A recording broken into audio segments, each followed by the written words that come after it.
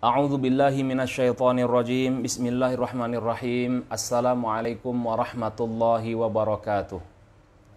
Alhamdulillahi rabbil alamin. Allahumma salli ala sayyidina Muhammad wa ala alihi wa ashabihi ajma'in wa man tabi'ahu bi ihsanin ila yaumiddin.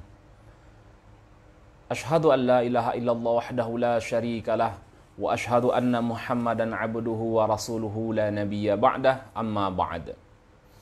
Kaum muslimin wal muslimat di mana saja berada, semoga kita semua disehatkan oleh Allah Subhanahu wa taala. Untuk kajian kita di siang bahwa kitab yang kita jadikan rujukan kajian selama Ramadan setelah zuhur yaitu kitab Al-Bahrur Ra'iq fi Zuhdi war Raqa'iq. Kitab ini ditulis oleh Syekh Dr. Ahmad Farid. Bagi yang memiliki kitab ini bisa juga disimak dari rumah. Dan ini kitab berbahasa Arab. Kaum muslimin dan muslimat yang dimuliakan Allah Subhanahu wa taala. Tema yang kita angkat pada siang ini yang ditulis oleh Syekh Dr. Ahmad Farid dalam kitabnya Al-Bahrur Ra'iq fi Zuhdi war Raqa'iq, yaitu Madakhilus Syaitan ilal Qalbi. Bahasa kitanya adalah jalan masuk syaitan ke dalam hati. Kaum muslimin dan muslimat rahimakumullah. Hati itu ibarat sebuah benteng. Sementara syaitan adalah musuh yang selalu ingin memasuki benteng tersebut. Kalau seandainya bentengnya tak kokoh, maka disinilah musuh, dalam hal ini syaitan, akan mudah masuk ke dalamnya. Kaum muslimin dan muslimat rahimakumullah. Apa saja jalan masuk syaitan ke dalam hati? Ini yang akan kita bahas pada siang ini. Yang pertama yang ditulis oleh Syekh Dr. Ahmad Farid dalam bukunya Al-Bahrur Ra'iq fi Zuhdi war Raqa'iq ini. Pertama, jalan masuk syaitan ke dalam hati manusia itu adalah al-ghadabu. Ghadab. Apa itu arti al-ghadab? Marah. Jadi rupanya marah ini jalan yang mudah bagi syaitan untuk masuk ke dalam hati manusia. Dalam hadis Rasulullah sallallahu alaihi wasallam, la taghdab. Diulang-ulang hadis ini faraddada miraran oleh Nabi, la taghdab. Jangan marah. Ibnu Hajar Al-Asqalani menulis makna jangan marah ini dalam kitabnya Al-Fathul Bari. Arti jangan marah di sini adalah pertama, jauhi sebab-sebab marah. Kemudian yang kedua, jangan melakukan sesuatu yang mengarah kepada marah. Kenapa? Karena manusia tak bisa tak marah. Kalau tak marah, tak manusia namanya. Itu malaikat. Karena potensi itu ada. Oleh karena itu, hati-hati. Dalam Islam itu adab marah diatur oleh Rasulullah sallallahu alaihi wasallam. Apa saja adab marah? Pertama, kata Rasul, jangan marah. Jangan marah kecuali karena Allah. Artinya apa? Jika suatu perintah Allah diabaikan, kita marah, itu marah karena Allah Subhanahu wa taala. Anak kita tak mau sholat, marah kita ke anak kita itu marah karena Allah Subhanahu wa taala. Mengapa? Karena disebabkan dia mengabaikan perintah Allah Subhanahu wa taala. Itulah marah karena Allah. Jadi jangan pula nanti setiap kita marah, ini kan marah saya ini karena Allah. Tengok dulu apa halnya. Kaum muslimin dan muslimat rahimakumullah. Yang kedua, adab marah itu ketika kita marah, ingat kekuasaan, keagungan Allah. Bahwasanya itu tak baik. Tengoklah. Pasti tak baik wajahnya.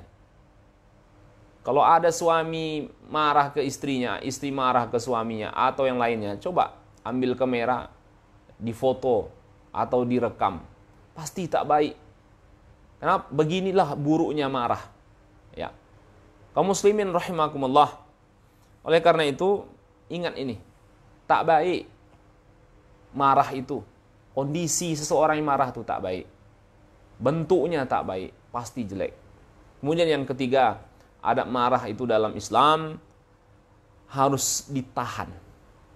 Dalam surah Ali Imran ayat 134. A'udzu billahi minasyaitonir rajim. Bismillahirrahmanirrahim. Wal kadhiminal ghaidh. Dilanjutkan, wal 'afina 'anil nas. Wallahu yuhibbul muhsinin.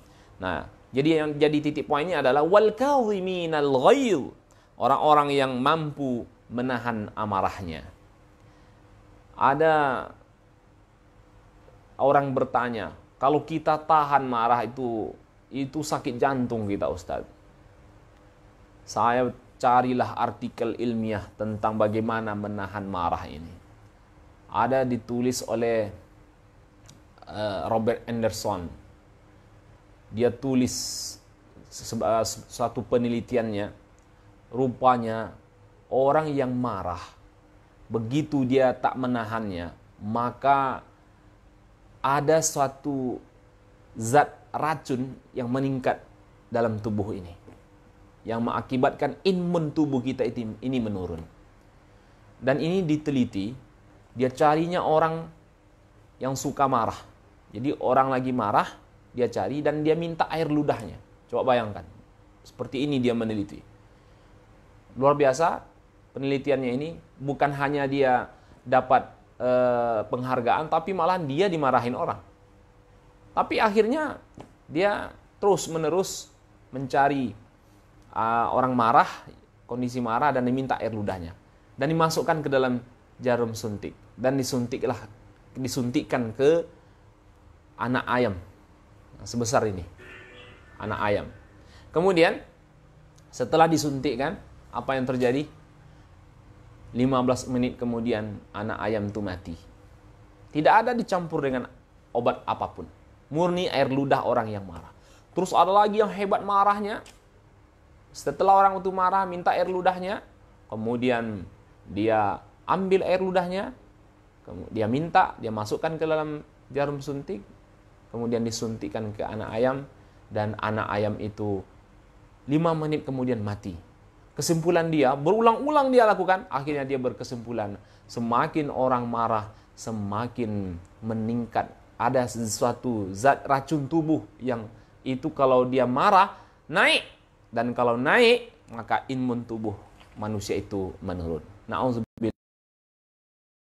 Ada orang mengatakan marah itu bisa membuat kita, menahan marah itu membuat kita, jantung kita tak sehat. Itu salah. Justru kata Allah, wal kadhiminal ghaidh. Tahan amarah itu. Kaum muslimin dan muslimat, shaimin dan shaimat yang dimuliakan Allah Subhanahu wa taala. Kata Rasulullah, man kadhama ghaidhan, siapa yang dapat menahan amarahnya, wa huwa qadirun, dan dia sanggup sebenarnya untuk marah,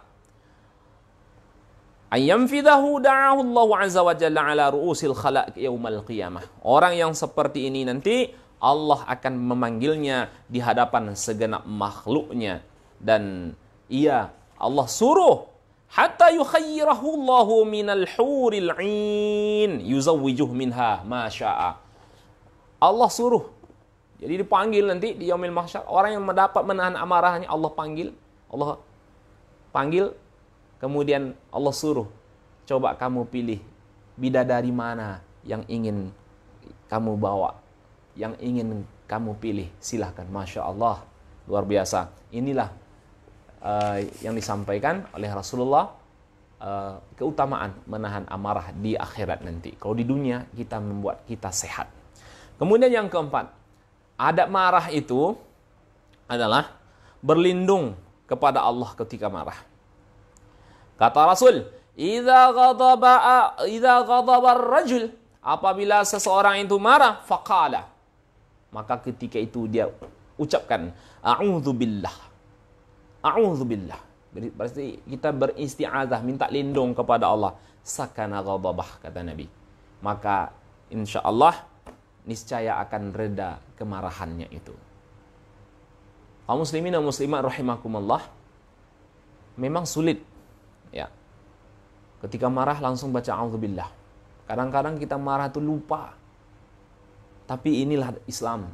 Rasulullah mengajarkan bagaimana ketika kita marah, a'udzubillah, kita baca a'udzubillah, minta lindung kita kepada Allah Subhanahu wa taala. Kemudian yang kelima, adab marah dalam Islam itu adalah diam. Jadi ada orang kalau dia marah tuh diam. Orang tahu dia ini sedang marah. Memang begitu yang diajarkan Rasulullah. Allimu wa yassiru wa la tu'assiru. Wa idza ghadaba ahadukum falyaskut. Ajarilah, permudahlah, jangan menyusahkan. Apabila kalian marah, falyaskut, maka hendaklah diam. Jadi ada orang marah dia diam. Artinya ini dia ingin meredamkan kemarahannya, dan ini baik dan sesuai dengan tuntunan Rasulullah sallallahu alaihi wasallam.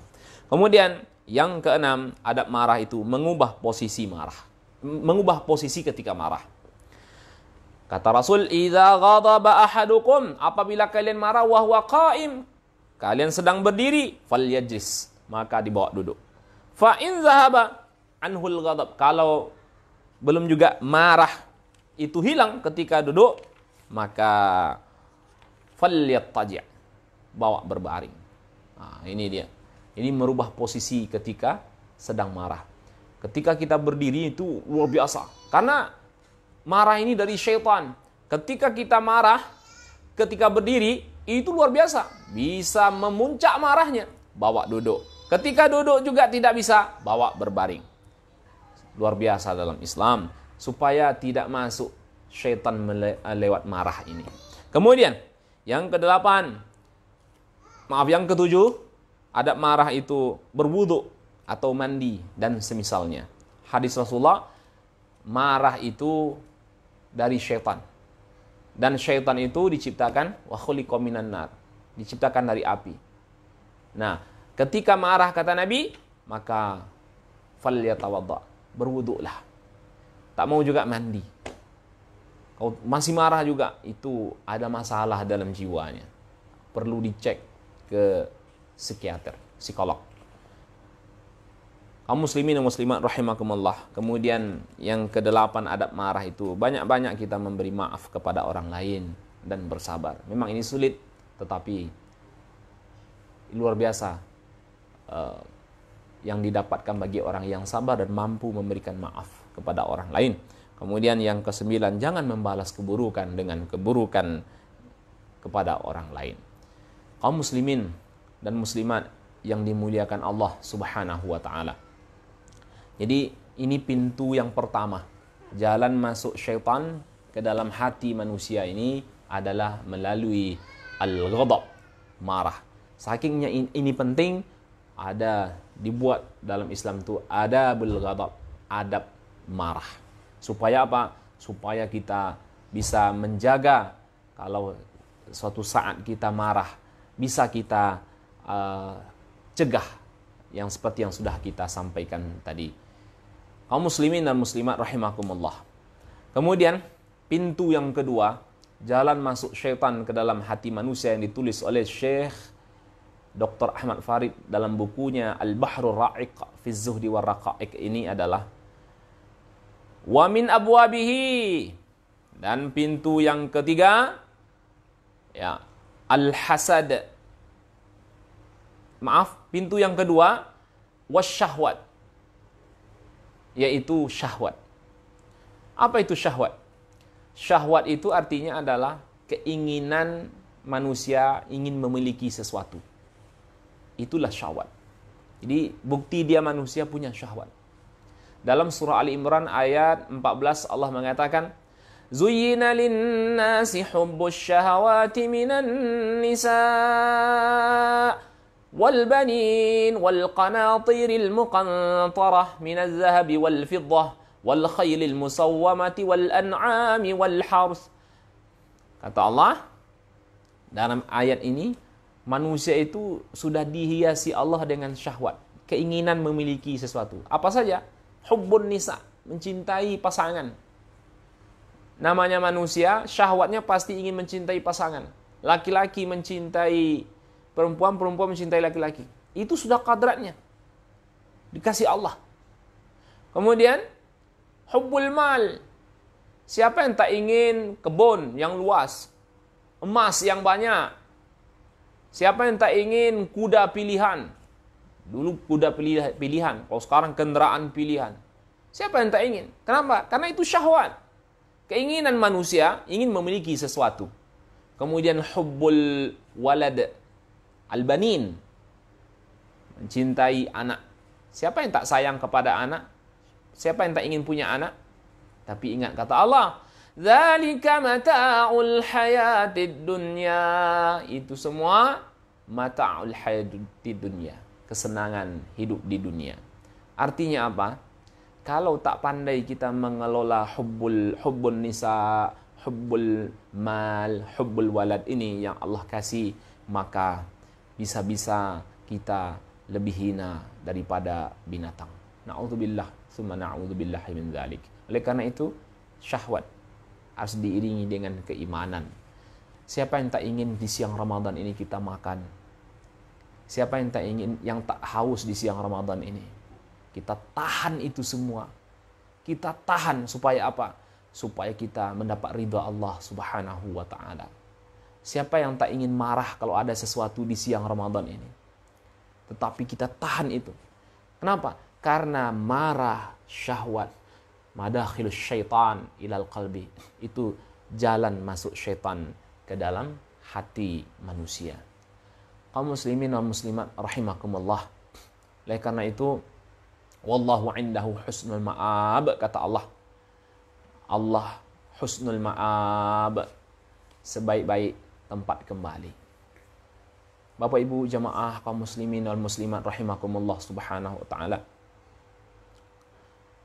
Yang berikut, pintu syaitan, jalan masuk syaitan ke dalam hati manusia. Wa min abwabihil azimah. Ini juga termasuk kategori oleh Syekh Dr. Ahmad Farid dalam bukunya Al-Bahrul Ra'iq fi Zuhdi war Raqaiq ini. Pintu yang besar itu adalah yang ketiga, al-hasad, yaitu iri. Nabi sudah mengatakan, wala tahasadu, jangan kalian iri, saling iri, mengiri.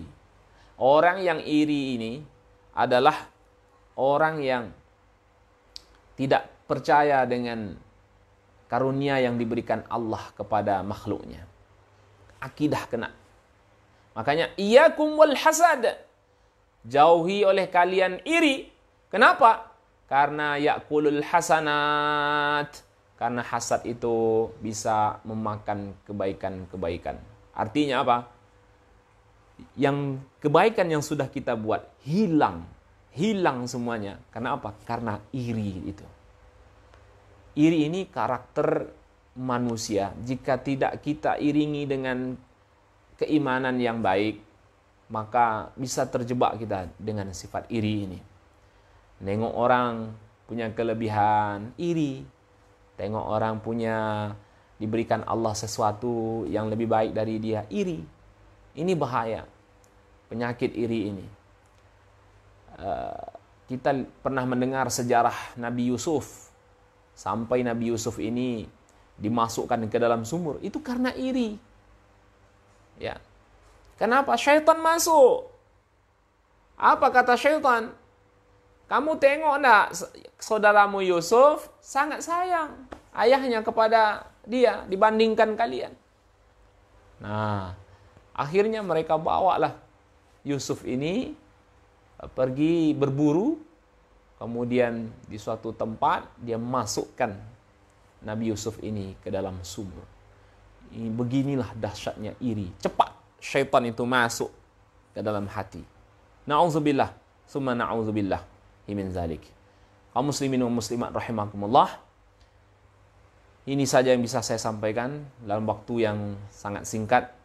Insyaallah akan kita lanjutkan kajian kita ini dengan jam yang sama insyaallah ba'da zuhur setiap Ramadan jam 12.45, dan kita akan membahas kitab ini selama bulan Ramadan ini, yaitu kitab Al-Bahrul Ra'iq fi Zuhdi war Raqa'iq karya Syekh Dr. Ahmad Farid ini. Saya lihat buku ini sangat bagus untuk menambah wawasan kita dalam tazkiyatun nafs.